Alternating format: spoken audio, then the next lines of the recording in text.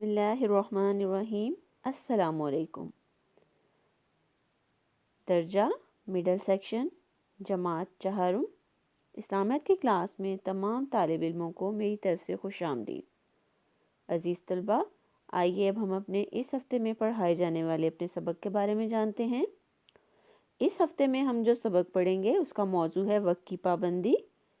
باب چہارم، یونٹ کا نام ہے اخلاق و آداب، صفحہ نمبر 80، 81، 82 اور 83۔ دستیاب ذرائع ہمارے پاس ہیں اسلامیات کی چوتھی جماعت کی کتاب اور سلیبس ورک شیٹ نمبر 4۔ سبق کا مختصر تعارف یہ ہے کہ وقت کی پابندی کامیابی کا سب سے بڑا راز ہے۔ وقت انسان کے لیے اللہ کی طرف سے تحفہ ہے، اس لیے ہمیں اپنے وقت کی پوری قدر کرنی چاہیے۔ جو لوگ وقت کی پابندی نہیں کرتے وہ اپنا اعتبار کھو دیتے ہیں اور کامیابی نہیں پا سکتے۔ عزیز طلبہ، سبق کا آغاز کرنے سے پہلے آپ کی گزشتہ معلومات کا جائزہ چند سوالات کے ذریعے لیا جائے گا۔ میرا آپ سے پہلا سوال یہ ہے، کیا گزرے ہوئے وقت کو واپس لایا جا سکتا ہے؟ جی شاباش، گزرے ہوئے وقت کو کبھی بھی واپس نہیں لایا جا سکتا۔ اور میرا دوسرا سوال یہ ہے کہ وقت کی پابندی کرنے سے کیا فائدہ ہوتا ہے؟ جی، وقت کی پابندی کرنے سے ہم ہمیشہ کامیاب ہوتے ہیں، کیونکہ کامیابی کا سب سے بڑا راز وقت کی پابندی ہے۔ عزیز طلبہ، آئیے اب ہم اپنے اس ہفتے کے پڑھائے جانے والے سبق کے مقاصد تدریس کے بارے میں جانتے ہیں۔ مقاصد تدریس یہ ہیں، طلبہ اس قابل ہوں گے کہ طلبہ سبق کی تدریس کے بعد مشقی سوالات انفرادی طور پر حل کر سکیں گے، سلیبس ورک شیٹ حل کر سکیں گے، وقت کی پابندی کا اطلاق روزمرہ زندگی میں کر سکیں۔ عزیز طلبہ، ہمارے سبق کا عنوان وقت کی پابندی۔ سب سے پہلے ہم یہ جانتے ہیں کہ وقت کی پابندی سے کیا مراد ہے۔ عزیز طلبہ، وقت کی پابندی سے مراد یہ ہے کہ کسی چیز کا جو وقت مقرر ہے وہ اسی وقت میں کرنا چاہیے۔ جو کام آج کرنا ہے اسے آج ہی کرنا چاہیے، اسے کل پہ ٹال دینا وقت کی پابندی کے اصول کے خلاف ہے۔ عزیز طلبہ، گزشتہ ہفتے میں ہم وقت کی پابندی کا سبق پڑھ چکے ہیں۔ آئیے اب ہم اپنے اس سبق کے چند اہم نکات کے ذریعے سبق کا اعادہ کرتے ہیں۔ عزیز طلبہ، ہمیشہ یہ یاد رکھیے گا کہ وقت کسی کا انتظار نہیں کرتا، ہمیں ہمیشہ وقت کے ساتھ چلنا پڑتا ہے۔ ایسا بالکل نہیں ہوتا کہ اگر ہمارا کوئی کام کرنے کا دل نہیں کر رہا تو وقت ہمارے لیے ٹھہر جائے، بلکہ وقت تو اپنے وقت کے ساتھ گزر جاتا ہے۔ گزرے ہوئے وقت کو لوٹا نہیں سکتے۔ ایسا کبھی بھی نہیں ہوگا کہ جو وقت گزر گیا ہے ہم اس کو واپس لے آئیں، کیونکہ ہم جو بھی کچھ کر لیں ہم کسی بھی طرح اپنے گزرے ہوئے وقت کو واپس نہیں لا سکتے۔ اسی طرح اگر ہم چاہیں کہ ہم اپنے بچپن میں دوبارہ چلے جائیں تو ایسا کبھی بھی ممکن نہیں ہوگا۔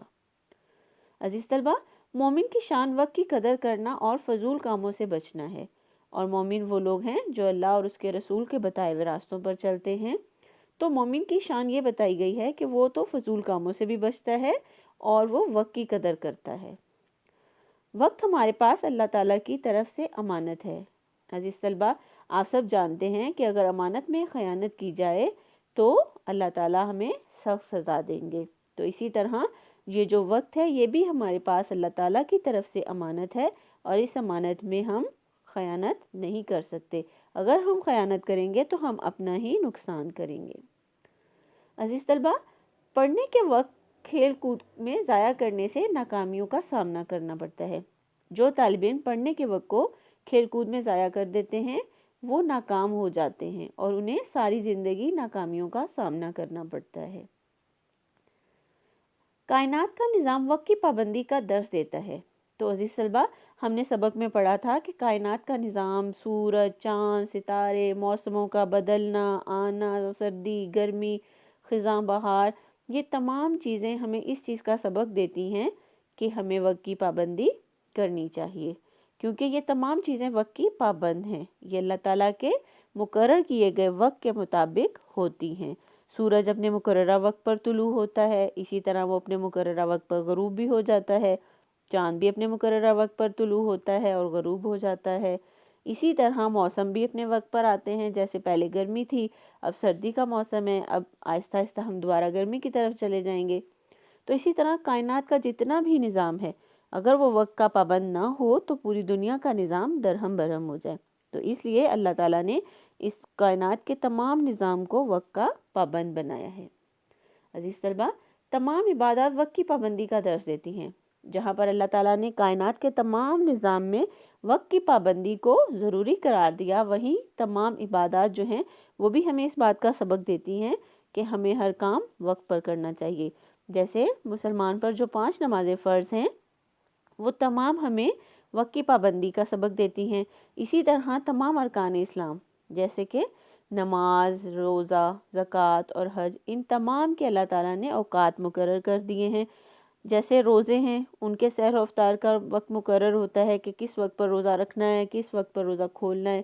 اسی طرح نمازوں کے اوقات بھی مقرر ہیں۔ اسی طرح حج جو ہے وہ آخری مہینے یعنی ذی الحجہ میں ہی ادا کیا جاتا ہے، اس سے پہلے ہم اس کو ادا نہیں کر سکتے۔ تو اس طرح تمام عبادات بھی ہمیں وقت کی پابندی کا درس دیتی ہیں۔ عزیز طلبہ، وقت کی پابندی کامیابی کا سب سے بڑا راز ہے۔ مطلب کہ جو کامیاب ہونا چاہتے ہیں انہیں چاہیے کہ وہ وقت کی پابندی کریں۔ تو کامیابی کا سب سے بڑا راز کیا ہے؟ وقت کی پابندی۔ عزیز طلبہ، آئیے اب رسول کریم صلی اللہ علیہ وآلہ وسلم کی حدیث مبارکہ کی روشنی میں وقت کی اہمیت جانتے ہیں۔ رسول کریم صلی اللہ علیہ وآلہ وسلم نے فرمایا کہ آدمی کے اسلام کا حسن یہ ہے کہ وہ فضول کام چھوڑ دے۔ جب انسان فضول کام چھوڑ دے گا تو وہ وقت کا پابند ہو جائے گا اور وہ ہمیشہ اپنا ہر کام وقت پر کرے گا، تمام عبادات بھی وقت پر ادا کرے گا۔ آئیے اب ہم جانتے ہیں کہ اس ہفتے میں ہمارے پاس ہماری جو ورک شیٹ ہے وہ کون سی ہے۔ اس ہفتے میں ہم ورک شیٹ نمبر 4 کریں گے۔ ورک شیٹ نمبر 4 آپ کے سیکنڈ ٹرم کے سلیبس ورک شیٹ میں موجود ہے، ٹھیک ہے۔ آپ نے اگر اس تمام ویڈیو کو غور سے اور توجہ سے سنا ہوگا تو میں امید کرتی ہوں کہ آپ آرام سے اس ورک شیٹ کو حل کر سکیں گے۔ ہماری ورک شیٹ میں 2 سوالات ہیں۔ سوال نمبر 1 ہے خالی جگہ پر کریں اور اس میں 5 خالی جگہ ہیں، اور اسی طرح سوال نمبر 2 میں ہے مختصر جوابات تحریر کریں اور اس میں 4 سوالات پوچھے گئے ہیں۔ آدمی کے اسلام کا حسن کیا ہے؟ تو آدمی کے اسلام کا حسن یہ ہے کہ وہ فضول کام چھوڑ دے۔ سوال بے ہے وقت کو کھیل کود میں ضائع کرنے کا کیا انجام ہوتا ہے؟ تو وقت کو کھیل کود میں ضائع کرنے کا انجام یہ ہوتا ہے کہ اس شخص کو ساری زندگی پھر ناکامیوں کا سامنا کرنا پڑتا ہے۔ سوال جیم ہے مومن کی شان کیا ہے؟ تو مومن کی شان فضول کاموں سے بچنا ہے، جی۔ اور سوال نمبر دال یہ ہے کہ فجر کی نماز کا وقت کیا ہے؟ فجر کی نماز سورج طلوع ہونے سے پہلے پڑھنی چاہیے۔ عزیز طلبہ، آئیے اب ہم اپنے اس ہفتے کے تحریری کام کے بارے میں جانتے ہیں۔ ہمارے اس ہفتے کا تحریری کام یہ ہے کہ سبق وقت کی پابندی کے مشقی سوال نمبر 2، 3 اور 4 اسلامیات کی درسی کتاب پر حل کریں۔ آپ نے سبق کو بغور سنا، سبق کو سمجھا اور اس کے بعد آپ نے سوال نمبر 2، 3 اور 4 کو اپنی اسلامیات کی درسی کتاب پر حل کرنا ہے۔ اور ہمارا دوسرا کام سلیبس ورک شیٹ نمبر 4 آپ نے سیکنڈ ٹرم میں یہ موجود ہے، اس کو آپ نے ورک شیٹ پیڈ میں ہی حل کرنا ہے۔ عزیز طلبہ، پوری امید کرتی ہوں کہ آپ کو آج کا سبق سمجھ میں آیا ہوگا اور آپ کو اپنا تحریری کام کرنے میں کوئی دشواری پیش نہیں آئے گی انشاءاللہ۔ اپنا بہت سارا خیال رکھیے گا۔ فی امان اللہ۔ اللہ